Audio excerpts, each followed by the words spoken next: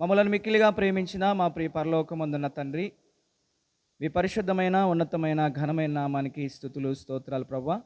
ఈ రాత్రికాల సమయంలో కొద్ది నిమిషాలు నీ మాటలు ప్రభువా మేము ధ్యానించుకోవడానికి తండ్రి సిద్ధపడుతూ ఉండగానైనా నీ పిల్లలమైన మా అందరితో మీరు మాట్లాడి మమ్మల్ని మీరు బలపరచమని యేసుక్రీస్తు నామములో ఈ ప్రార్థన మీకు సమర్పించి అడిగి వేడుకొని ప్రార్థించుకొనుచున్నాము తండ్రి, ఆమేన్.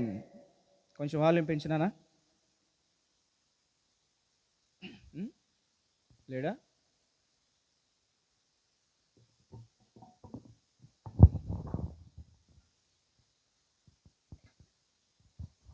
కూడి వచ్చిన దేవుని పిల్లలైన మీ అందరికీ మనందరి రక్షకుడైన యేసుక్రీస్తు ప్రభువారి పరిశుద్ధమైన నామములోనే నా హృదయపూర్వకమైన వందనాలు శుభములు తెలియజేస్తున్నాను ప్రియులారా.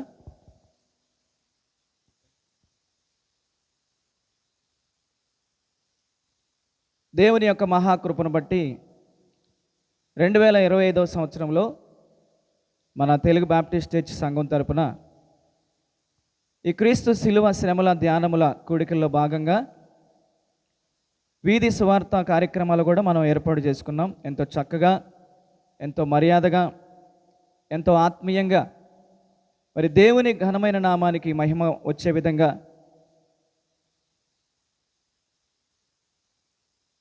ఈ వీధి కూడికలు మనం జరిగించుకోవడం అనేది జరిగింది.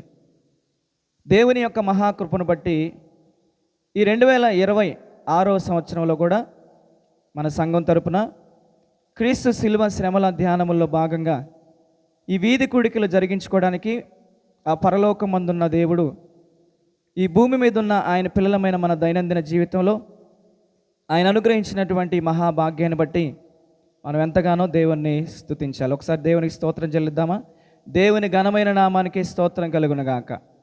మంచిది ప్రియులారా, యేసుక్రీస్తు ప్రభువారి యొక్క శిలువ శ్రమలను మనం ధ్యానం చేసుకుంటూ మరి ప్రతి వీధిలో కూడా వీధి స్వార్థ కార్యక్రమాలు మనం ఏర్పాటు చేసుకుంటూ ఉన్న రీతిగానే మరి ఈరోజు మొట్టమొదటి కూడిక మనం ఏర్పాటు చేసుకున్నాం కనుక కొద్ది నిమిషాలు మనం దేవుని దివ్యమైన వాక్యాన్ని మనం ధ్యానం చేసుకుందాం. ప్రియులారా, ఈరోజు మనం సందర్భానుసారంగా ధ్యానం చేసుకోబోయే అంశం ఏంటంటే, క్రీస్తులోని పరిమళ వాసన నేటి క్రైస్తవునిలో ఉన్నదా?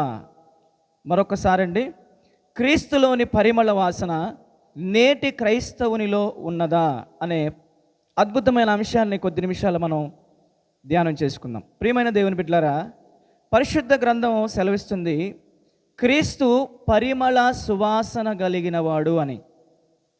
సువాసన అనగా మంచి జీవితం లేదా మంచి లక్షణాలు అని కూడా మనం అనుకోవచ్చు. ప్రియులారా, మనం నమ్ముకున్నటువంటి దేవుడు, తండ్రి అయిన దేవుడు ఎన్నో మంచి గుణాలు కలిగినటువంటి వాడు, అనగా లక్షణాలు కలిగినటువంటి వాడు. మన తండ్రి అయినటువంటి దేవుడిలో ఉన్నటువంటి గుణాలు లేదా లక్షణాలను గురించి మనం ఆలోచన చేస్తే మొదటగా ప్రేమ అనే ఒక మంచి గుణం కలిగినవాడు. అంతేకాకుండా ప్రియులారా, దయ అనే గుణం కలిగినవాడు, జాలి అనే గుణం కలిగినవాడు, కనికరము అనే గుణం కలిగినవాడు, క్షమాపణ అనేటటువంటి గుణము కలిగినవాడు. ఇలా చెప్పుకుంటూ పోతే మనందరి ఆత్మలకు కన్నతండినటువంటి దేవునిలో ఎన్నో శ్రేష్టమైనటువంటి సుగుణాలు అనగా గుణాలు, లక్షణాలు మనకు కనపడతామంటే ప్రియమైన దేవుని బిడ్డలారా, ఇంకా మనం ఆలోచన చేసినప్పుడు ఆయన కుమారుడైనటువంటి సర్వలోక రక్షకుడైనటువంటి యేసుక్రీస్తు ప్రభువారి యొక్క దైనందిన జీవితాన్ని కూడా మనం పరిశీలన చేసినప్పుడు ప్రియులారా, ఆయన కూడా సుగుణాల సంపన్నుడు.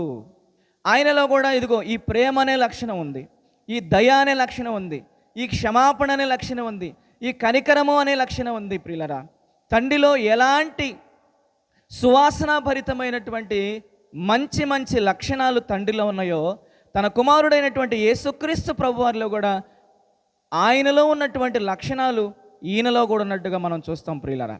అయితే ఇంకా మనం ఆలోచన చేసినప్పుడు ప్రియులారా, ఆయన గుణాలు క్రీస్తులోనే కాదు కానీ ఈ ప్రకృతిలో కూడా ఉన్నాయి దేవుని గుణాలు. తండ్రి దేవునిలో ఎలాంటి గుణాలు అయితే ఉన్నాయో, యేసుక్రీస్తు ప్రభువారిలో ఎలాంటి గుణాలు అయితే ఉన్నాయో ప్రియులారా, ఈ ప్రకృతి కూడా దైవ లక్షణాలను కలిగి ఉంది, దైవ గుణాలను కలిగి ఉంది ప్రియులారా. ఒకసారి రోమపత్రిక 1వ అధ్యాయము 19-20 వచనాలు ఒకసారి మనం చదువుకుందాం. మీ చేతిలో ఉన్న పరిశుద్ధ గ్రంథాలన్నీ కూడా తెరచి సందర్భంలో అపోస్తుడైన పౌలు గారు రోమాలో ఉన్న సంఘానికి రాసిన పత్రిక, రోమా పత్రిక 1వ అధ్యాయము 19-20 వచనాలు మనం చదువుకుంటే ప్రియులారా, చూడండి, అక్కడ రాయబడిన మాట, ఆయన గుణాలు క్రీస్తులోనే కాదు ప్రకృతిలో కూడా ఉన్నాయి. మరి నేనేంటో మీకు తెలియాలి అని అంటే ఈ ప్రకృతిని చూడండి అయ్యా అని దేవుడు అంటున్నాడు. ప్రియులారా, ఒకసారి చదువుకుందాం, చదవమ్మా. ఎందుకనగా దేవుని గూర్చి తెలియశక్యమైనది ఏదో అది వారి మధ్య విశదమై ఉన్నది. దేవుడు అది వారికి విశదపరచెను. ఆయన అదృశ్య లక్షణములను అనగా ఆయన నిత్యశక్తియు దేవత్వమును జగతుత్పత్తి మొదలుకొని సృష్టింపబడిన వస్తువులను ఆలోచించుట వలన అవి తేటపరుచున్నవి అన్నాడు. ప్రియమైన దేవుని వల్లరా, అంటే తండ్రి అయిన దేవునిలో ఏ లక్షణాలైతే ఉన్నాయో, కుమారుడైన యేసుక్రీస్తులో ఏ లక్షణాలైతే ఉన్నాయో ప్రియులరా, అవే దైవ లక్షణాలు ప్రియులరా ప్రకృతిలో కూడా ఉన్నట్లుగా ఇక్కడ వాక్యం సెలవిస్తుంది. దేవుని యొక్క నిత్యశక్తి, దేవుని యొక్క గొప్పతనం, దేవుని యొక్క గుణాలు మనకు తెలియాలంటే ప్రకృతిని మనం ఆలోచించటం వలన దేవుని యొక్క గుణాలేంటో మనకి అర్థమవుతాయని ఇక్కడ వాక్యం సెలవిస్తుంది. ప్రియులారా, దేవుడు ఎలాంటి వాడో కొన్ని వస్తువులను బట్టి మనం ఆలోచన చేసినప్పుడు ప్రియులారా, మొదటిగా ఈ సృష్టిలో కొన్ని సువాసనలు ఇచ్చే ఉన్నాయి కదా, ఈ సృష్టిలో కొన్ని సువాసనలు ఇచ్చే ఉన్నాయి ప్రియులారా. మనం కూరల్లో వాడుకునేటటువంటి కొన్ని వస్తువులు మీ అందరికీ తెలుసు కదా, ఆహార పదార్థాలు, కూరల్లో వాడుకునే వస్తువులు. అందులో మొదటిగా మనం చూసినప్పుడు ఒక లవంగ, దాన్ని నోట్లో పెట్టుకొని కొరికినప్పుడు అది ఎంత మంచి వాసన వస్తుందో మీ అందరికీ తెలుసు. ఇంకా మనం చూస్తే ఒక యాలుకను కూడా మనం ఆలోచన చేస్తే ప్రియులరా ఎంత మంచి సువాసన భరితంగా అది ఉంటుందో మన అందరికీ తెలుసు. అదేవిధంగా దాల్చిన చెక్కను కూడా మీరు ఆలోచన చేస్తే చాలా మంచి సువాసన వెదజల్లుతూ ఉంటుంది దాల్చిన చెక్క.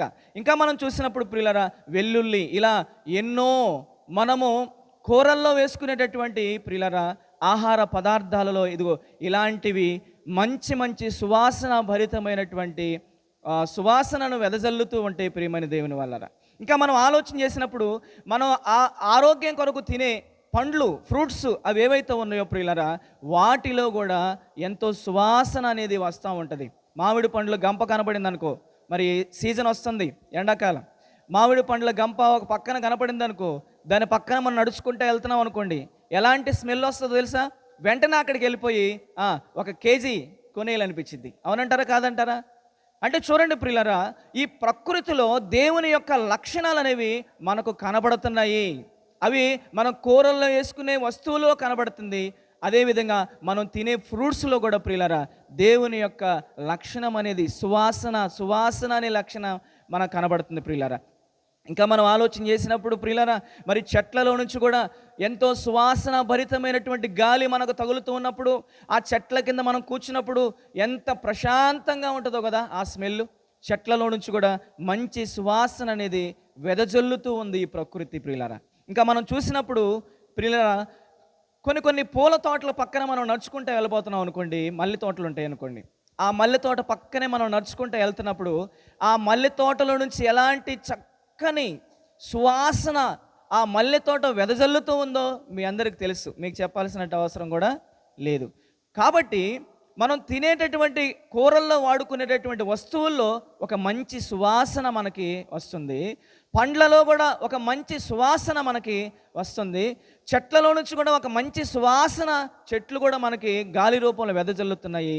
అంతేకాకుండా ప్రియమైన దేవుని బిడ్డలారా, ఇప్పుడు మనం చూసుకున్నట్లుగా ఏమండి, ఒకసారి మీ చేతిలో ఉన్న పరిశుద్ధ గ్రంథం తెరిచి హోషేయ గ్రంథం 14వ అధ్యాయం 6వ వచనం ఒకసారి చదివితే, హోషేయ గ్రంథం కొన్ని చెట్లు సువాసనను వెదజల్లుతున్నాయని మనం చూస్తున్నాం కదా.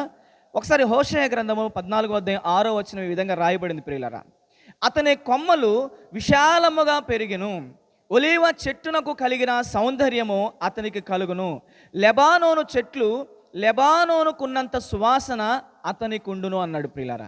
లెబానోనుకున్న సువాసన అతనికి ఉండును అన్నాడంటే ఇదిగో లెబానోను అనే చెట్లు ఒక సువాసనను వెదజల్లుతూ ఉన్నాయి.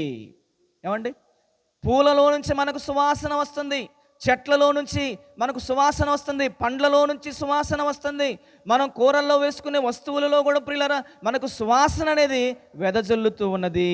ఏమండి, ఇలాగ మనం ఆలోచించుకుంటూ పోతే పరమగీతములు 2వ అధ్యాయం 13వ వాక్యం కూడా ఒకసారి మీరు తెరచి చూసినట్లయితే, పరమగీతములు 2వ అధ్యాయము 13వ వాక్యాన్ని ప్రియులారా ఒకసారి మనం చదవగలిగితే, అంజూరపు కాయలు పక్వమగుచున్నవి, ద్రాక్ష చెట్లు పూత పట్టి సువాసననిచ్చుచున్నవి అని అక్కడ రాయబడింది.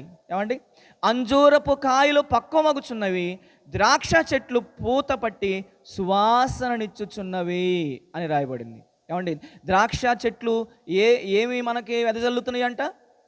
సువాసనను. ద్రాక్ష చెట్లు సువాసనను వెదజల్లుతున్నాయి అంటే చెట్లలో నుంచి కూడా ఒక సువాసన భరితమైన పరిమళ సువాసన మనకి వస్తూ ఉంది. ప్రియమైన దేవుని వాళ్ళ పరమగీతములు 7వ అధ్యాయము 13వ వాక్యం కూడా ఒకసారి మనం చూస్తే ఈ సందర్భంలో పరమగీతములు 7వ అధ్యాయం 13వ వాక్యములో, పుత్రదాత వృక్షము సువాసననిచ్చుచున్నది, పుత్రదాత వృక్షము సువాసననిచ్చుచున్నది అన్నాడు. ప్రియులారా చూడండి, వృక్షాలు ఎలాంటి సువాసననిచ్చుచున్నదో బైబిల్ గ్రంథం తెలియచింది.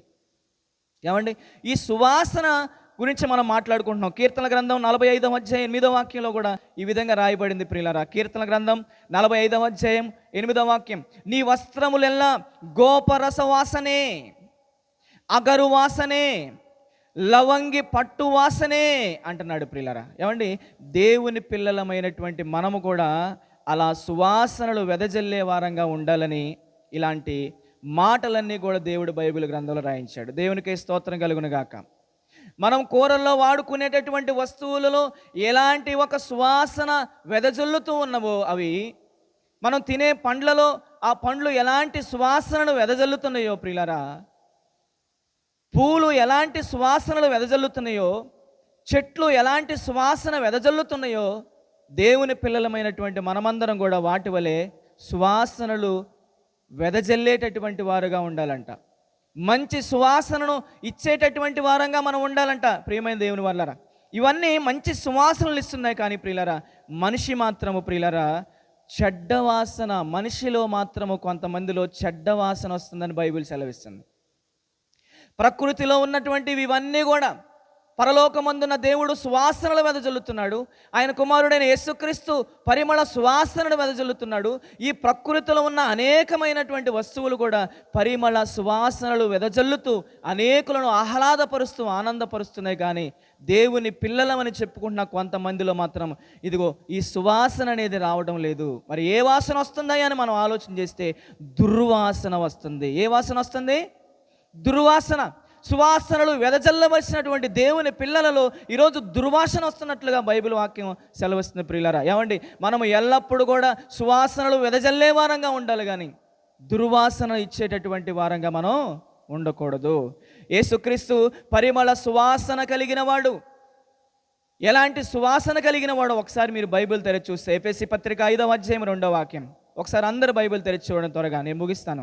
ఎఫెసీ పత్రిక 5వ అధ్యాయం 2వ వాక్యంలో, యేసుక్రీస్తు ప్రభువారు తన దైనందిన జీవితంలో ఈ లోకంలో ఆయన జీవించినటువంటి జీవిత కాలంలో ప్రియులారా పరిమళ సువాసనలు వెదజల్లినటువంటి జీవితాన్ని ఆయన జీవించినట్లుగా మనం చూస్తాం. ఎఫెసీయులు రాసిన పత్రిక 5వ అధ్యాయము 2వ వాక్యం ఈ విధంగా సెలవిస్తుంది. చూడండి ప్రియులారా, క్రీస్తు మిమ్మును ప్రేమించి పరిమళ వాసనగా ఉండుటకు మన కొరకు తన్ను తాను దేవునికి అర్పణగాను బలిగాను అప్పగించుకొనెను అని ఇక్కడ బైబిల్ గ్రంథం సెలవిస్తుంది. ప్రియులారా, ఎవరిని ప్రేమించాడంట? యేసుక్రీస్తు ఎవరిని ప్రేమించాడంట? నిన్ను నన్ను మనందరినీ మాత్రమే కాదు కానీ ప్రియులారా సర్వలోకములో ఉన్నటువంటి ప్రజలైనటువంటి వారందరినీ యేసుక్రీస్తు ప్రభువారు ప్రేమించాడు. క్రీస్తు మిమ్మును ప్రేమించి మనల్నే కాదు కానీ సర్వలోకంలో ఉన్న ప్రజలందరినీ ప్రేమించి పరిమళ వాసనగా ఉండుటకు. ఎవరు పరిమళ వాసనగా ఉండుటకు? ఆయన ఎవరినైతే ప్రేమించాడో ఆ ప్రేమించబడినటువంటి వారు పరిమళ వాసనగా ఉండుటకు ప్రియులారా మన కొరకు లేదా సర్వలోకములో ఉన్న ప్రజలైన వారందరి కొరకు ఏమండి తన్ను తాను దేవునికి ఎలా అర్పించుకున్నాడంట? అర్పణగాను బలిగాను అర్పించేసుకున్నాడు. ప్రియమైన నా సహోదరులారా, నా సహోదరిమణులారా, దేవుని బిడ్డలారా, ప్రియమైన సంగమా, ఒకసారి మనల్ని మనం పరిశీలన చేసుకోవాలి. యేసుక్రీస్తు ప్రభువారు నిన్ను ప్రేమించి నిన్ను ప్రేమించి నీవు నరకానికి పోకుండా రక్షింపబడి అనేకులకు నీవు పరిమళ సువాసనలు వెదజల్లేటటువంటి జీవితాన్ని నీవు జీవించాలని ప్రియులారా, నిన్ను ప్రేమించినటువంటి యేసుక్రీస్తు ప్రభువారు నీ కొరకు ఆ కలువరి శిలువలో పరలోకమందున్నటువంటి దేవునికి తనను తానే బలిగాను అర్పణగాను అర్పించేసుకున్నాడు. ఏమండి, ఎందుకు క్రీస్తు దేవునికి బలిగా అర్పణగా తనను తానే అప్పగించేసుకున్నాడు? ఎందుకు తన జీవితాన్ని దేవునికి అప్పగించేసుకున్నాడు? ఎందుకు తన రక్తాన్ని చివరి బొట్టు వరకు కార్చాడు? ఎందుకు తన ప్రాణాన్ని ధారపోసాడంటే ప్రియులారా, నీ కొరకే, నా కొరకే, మనందరి కొరకే. మనము పరిమళ వాసనగా ఉండాలని క్రీస్తు మనలను ప్రేమించి మన కొరకు సిలువలో తనను తానే దేవునికి బలిగా అర్పణగా అర్పించేసుకున్నాడు. ప్రియులారా, క్రీస్తులో పరిమళ సువాసన ఉందంటాం. ఏమండి, అదే కదా మన అంశం. క్రీస్తులోని పరిమళ వాసన నేటి క్రైస్తవులలో ఉన్నదా? ఏమండి, క్రీస్తులో ఉంది పరిమళ సువాసన. ఆయన ఈ లోకంలో బ్రతికినంత కాలము పరిమళ సువాసనలు వెదజల్లాడు. ఏంటి అసలు పరిమళ సువాసన అంటే? ఏ పరిమళ సువాసన ఆయన వెదజల్లాడు అని మనం ఆలోచన చేస్తే, పరిశుద్ధమైనటువంటి జీవితాన్ని జీవించాడు, నిర్దోషమైన జీవితాన్ని జీవించాడు, నిష్కలంకమైన జీవితాన్ని జీవించాడు, యథార్థవంతమైన జీవితాన్ని జీవించాడు. ఆయన ఈ లోకంలో జీవించినప్పుడు ఆయన గురించి రాయబడిన మాటలు మీ అందరికీ తెలుసు ప్రియులారా. పవిత్రుడు, పరిశుద్ధుడు, నిర్దోషి, నిష్కల్మషుడు, పాపులలో చేరక ప్రత్యేకముగా జీవించిన వాడు. నా యందు పాపమున్నదని మీలో ఎవరైనా స్థాపించగలరని ప్రపంచంలో ఉన్న ప్రజలందరికీ కూడా మొదటి శతాబ్దంలోనే సవాలు విసిరినటువంటి వాడు. ఒకసారి గట్టిగా క్లాప్స్ కొట్టి దేవునికి స్తోత్రం చెల్లిద్దాం. నా యందు పాపమున్నదని మీలో ఎవడైనా స్థాపించగలిగితే కమ్ టు ద డయాస్, ఎవడైనా నిరూపించవచ్చు అన్నాడు. ఎంతవరకు ఆయనలో పాపం ఉందని నిరూపించేవాడు ఎవడూ లేడు ప్రపంచంలో. ఏమండి, కాబట్టి ప్రియులారా, యేసుక్రీస్తు ప్రభువారు ఈ లోకంలో జీవించినటువంటి జీవిత కాలంలో 33.5 సంవత్సరాల జీవిత కాలంలో పాపపు లోకములో బ్రతికినా పాపం అంటుకోకుండా బ్రతికాడు పవిత్రుడిగా. అందుకనే ఈ లోకములో ప్రియులారా పరిమళ సువాసనలు వెదజల్లాడు ఆయన. ఈరోజు ప్రపంచ దేశాలలో యేసుక్రీస్తుని నమ్ముకొని దేశం లేదు, యేసుక్రీస్తుని ఎరగనటువంటి మనుషులు లేరు. యేసుక్రీస్తునే తమ ఆరాధ్య దైవముగా అనేకులు, కోట్ల మంది ప్రజలు ఈరోజు యేసుక్రీస్తు అడుగుజాడల్లో నడుస్తున్నారు. మహనీయులకు మార్గదర్శకుడిగా నిలిచాడు యేసుక్రీస్తు ప్రభువారు ఈరోజు. కాబట్టి క్రీస్తు నిన్ను ప్రేమించి నీవు పరిమళ వాసనగా ఉండాలని నీ నిమిత్తము దేవునికి బలిగా అర్పణగా అర్పించేసుకున్నాడు. మరి ఆయన చేసినటువంటి ఈ బలియాగానికి, ఈ బలిదాగానికి నీవు పరిమళ సువాసన వెదజల్లాలని నీ కోసం ప్రాణం పెట్టాడు కనుక మరి నువ్వు పరిమళ సువాసనలు వెదజల్లగలుగుతున్నావా? పరిమళ సువాసన జీవితాన్ని మనం జీవించగలుగుతున్నామా? ఎంతమంది మనము ఆ పరిమళ సువాసన వలన ఆకర్షించగలుగుతున్నాం మన యొద్దకి లేదా దేవుని యొద్దకి? మనల్ని బట్టి ఎంతమంది దేవుని యొద్దకు రాగలుగుతున్నారు అనేది మనల్ని మనం పరిశీలన చేసుకోవాలి ఈ లెంట్ డేస్లో ప్రియులారా. ఈ క్రీస్తు శిలువ శ్రమల ధ్యానముల్లో మనం అందరం మనల్ని మనం పరిశీలన చేసుకోవాలి. క్రీస్తులోని పరిమళ వాసన ఇదిగో నేటి క్రైస్తవులమైన మనందరిలో ఉందా? ఆయన పరిమళ సువాసన కలిగిన వాడు, పరిమళ సువాసనలు వెదజల్లినటువంటి జీవితాన్ని జీవించాడు. ఆయన నమ్ముకున్నామని చెబుతున్నటువంటి, ఆయన అడుగుజాడల్లో నడుస్తున్నామని చెప్పుకుంటున్నటువంటి మనలో క్రీస్తులోని ఆ పరిమళ సువాసన ఉందా? క్రీస్తులోని ఆ ప్రేమతత్వం మనలో ఉందా? క్రీస్తులో ఉన్నటువంటి ఆ దయాతత్వం మనలో ఉందా? క్రీస్తులో ఉన్న జాలి గుణం మనలో ఉందా? క్రీస్తులో ఉన్న కనికరం మనలో ఉందా? క్రీస్తులో ఉన్న ఆ క్షమాగుణం మనలో ఉందా? ప్రియులారా, దిక్కులేవాని ఆదుకునేటటువంటి ఆ గుణం, బీద విధవులను ఆదరించేటటువంటి ఆ గుణం, ఆకలి కొనిన వారికి ఆహారం పెట్టే గుణం, వస్త్రహీనులకు వస్త్రాలు ఇచ్చేటటువంటి గుణం, ఏమండి క్రీస్తులో ఉన్న ఈ పరిమళ సువాసన భరితమైన ఇదిగో ఈ శ్రేష్టమైనటువంటి లక్షణాలు క్రైస్తవులంగా మనలో ఉన్నాయా?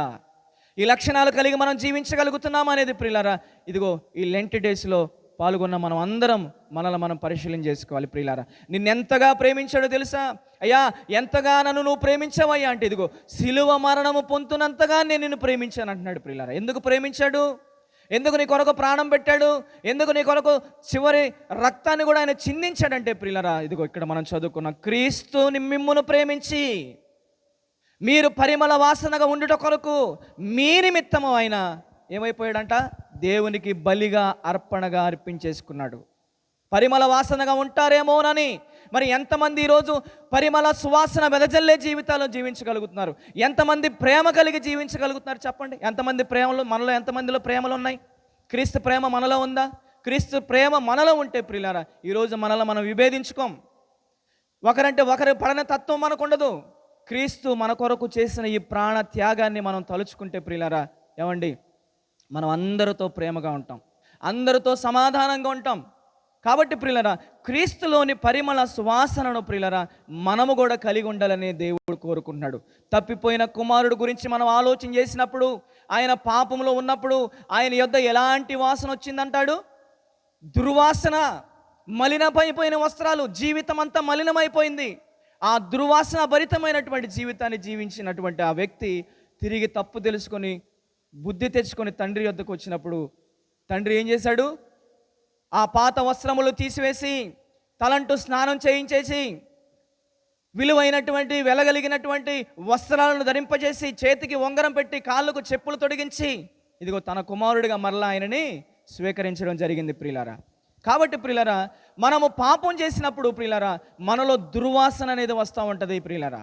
ఈరోజు మనుషులు దుర్వాసన కొడుతున్నారు. కొంతమంది ఏ కార్యక్రమాల వల్ల దుర్వాసన వస్తున్నారంటే ప్రియులారా, ఒకసారి మార్కు సువార్త 7వ అధ్యాయము 21వ వచనం త్వరగా చూద్దాం, ముగించుకుందాం. మార్కు సువార్త 7వ అధ్యాయము 21వ వచనం. మనుషులు ప్రియులారా ఎంత దుర్వాసన కలిగిన జీవితాలు జీవిస్తున్నారు ప్రియులారా. చాలా మందిలో ఈరోజు ఇదిగో ఈ దుర్వాసన భరితమైన ఈ లక్షణాలు ఉన్నాయని బైబిల్ సెలవిస్తుంది. చదువమ్మ మార్కు సువార్త 7వ అధ్యాయం 21వ వాక్యం. లోపల నుండి అనగా మనుషుల హృదయములో నుండి దురాలోచనలు, జారత్వములు, దొంగతనములు, నరహత్యలు, వ్యభిచారములు, లోభములు, చెడుతనములు, కృత్రిమములు, కామ వికారములు, మత్సరములు, దేవదూషణయు, అహంభావము, అవివేకము, ఇవన్నీ మనుషుని హృదయములో నుంచి వస్తాయి. అంటే ఇది అంత చెత్త, మనుషుల హృదయములో పేరుకుపోయిన చెత్త ఇదంతా. ఎప్పుడైతే ఈ చెత్త మనుషుల హృదయంలో ఉంటుందో ప్రియులరా, మనిషి ఎలాంటి స్మెల్ వస్తాడు చెప్పండి? సువాసన భరితమైన ఆ పరిమళ సువాసన వెదజల్లుతాడా? కంపు కొడుతుందా జీవితం అనేది ఒకసారి మనం పరిశీలన చేసుకోవాలి. ఈరోజు చాలామంది క్రీస్తుని నమ్ముకున్నామని చెప్పుకున్న క్రైస్తవులమని చెప్పుకుంటున్నా కూడా ఇదిగో ఇలాంటి దుర్వాసన భరితమైనటువంటి చెడ్డ గుణాలను హృదయంలో పెట్టుకోవడం వల్ల వాళ్ళ జీవితాలు సమాజానికి పరిమళ సువాసనలు వెదజల్లవలసినటువంటి జీవితాలు ఉన్నప్పటికీ కూడా దుర్వాసన కంపు కొట్టేటటువంటి జీవితాలు కొందరి జీవితాలు కనబడుతున్నాయి. ప్రియులారా, ఇలాంటి కంపు కొట్టే జీవితాల నుంచి విడిపించాలని, వారి పాత రోత జీవితాల నుంచి వారికి విముక్తిని కలిగించాలని, వారి పాపాలన్నీ కూడా క్రీస్తు తన రక్తము ద్వారా ప్రక్షాళన చేయాలని యేసుక్రీస్తు ప్రభు వారి లోకానికి వచ్చి సర్వమానవాళి పాప పరిహారార్థముగా సిలువలో తన పవిత్రమైన రక్తాన్ని చిందించి వారి పాపాలను కడుక్కోవడానికి ఆయన ఒక అవకాశం ఇచ్చాడు. ఒకసారి గట్టిగా క్లాప్స్ కొట్టి దేవునికి స్తోత్రం చెల్లిద్దాం. ప్రియమైన సహోదరులారా, ప్రియమైన సహోదరిమణులారా, ఇంకా ఎవరైనా క్రీస్తును నమ్ముకోకుండా, బాప్తిసం తీసుకోకుండా, పాపాలు కడిగి వేసుకోకుండా, క్రీస్తు స్వరక్తం ఇచ్చి సంపాదించిన సంఘంలో సభ్యులుగా చేర్చకుండా ఇంకా సంఘం వెలుపుటే ఉన్నట్లయితే ప్రియులారా, మీరు ఎలాంటి జీవితాలు జీవిస్తున్నారంటే ఇదిగో పరిమళ సువాసన భరితమైన జీవితాలు కాదవి, అవి కంపు కొట్టేటటువంటి జీవితాలు. ఏమండి? కాబట్టి నా సహోదరులారా, నా సహోదరి మనులారా, ఇంక నేను ముగిస్తున్నాను. క్రీస్తులోని పరిమళ సువాసన నేటి క్రైస్తవులలో ఉన్నదా? తలలు వంచండి, కళ్ళు మూసుకోండి, చిన్న ప్రార్థన చేసుకొని కార్యక్రమాన్ని ముగించుకుందాం. దయచేసి అందరు కళ్ళు మూసుకోవాలి. తండ్రి, ఈ రాత్రి కాల సమయంలో నీ సేవకుని నిలవబెట్టుకొని నాతో నువ్వు మాట్లాడిన ప్రతి మాటను బట్టి నీకు స్తోత్రాలు చెల్లిస్తున్నాను నాయన. ఇదిగో నువ్వు పరిమళ సువాసన భరితమైన జీవితాన్ని కలిగినటువంటి వాడు అయ్యా. యేసుక్రీస్తు పరిమళ సువాసన కలిగిన జీవితాన్ని జీవించిన వాడు. అదేవిధంగా మేము కూడా నాయన పరిమళ సువాసన భరితమైన జీవితాన్ని మేము జీవించాలని మా ప్రభువు మమ్మల్ని ప్రేమించి 2000 సంవత్సరాల క్రితం ఆయన ఈ లోకానికి వచ్చి ఇదిగో మేము పరిమళ సువాసనగా ఉండవలనని ఇదిగో మా నిమిత్తము సిలువలో అయ్యా నీకు బలిగా అర్పణగా అర్పించేసుకున్నాడయ్యా. ఆయన సిలువ శ్రమలను మేము జ్ఞాపకం చేసుకుంటూ ఉన్నాం తండ్రి. ఇదిగో మేము మా చేతులతో చేసిన పాపాల కొరకే నాయన ఆ చేతుల్లో మేకులు కొట్టబడ్డాయి. ఇదిగో మేము కాళ్ళతో నడిచిన అపవిత్రమైన నడకలను బట్టే ఆయన కాళ్ళల్లో మేకులు కొట్టబడ్డాయి. మేము తలంచిన తప్పుడు తలంపులను బట్టే ఆయన తలలో ముళ్ళ కిరీటం పెట్టబడింది. మేము మాట్లాడిన అపవిత్రమైన వ్యర్థమైన మాటలను బట్టే ఆయన నోటికి చేదు చిరక అందించబడింది. మేము మా దేహంతో చెరిగించినటువంటి వాక్య విరుద్ధమైనటువంటి కార్యక్రమాలను బట్టే ఆయన శరీరం అంతా కూడా ఇదిగో కొరడా దెబ్బల చేత నాగటి చాల వల్లే దున్నబడిందయ్యా, మా పాపమేనయ్యా, మా దోషమేనాయన ఆయనను సిలువకు అప్పగించిందని. ప్రియులారా, దయచేసి నోరు తెరిచి, నా సహోదరులారా, నా సహోదరిమణులారా, టైంపాస్కి మనం రాలేదు.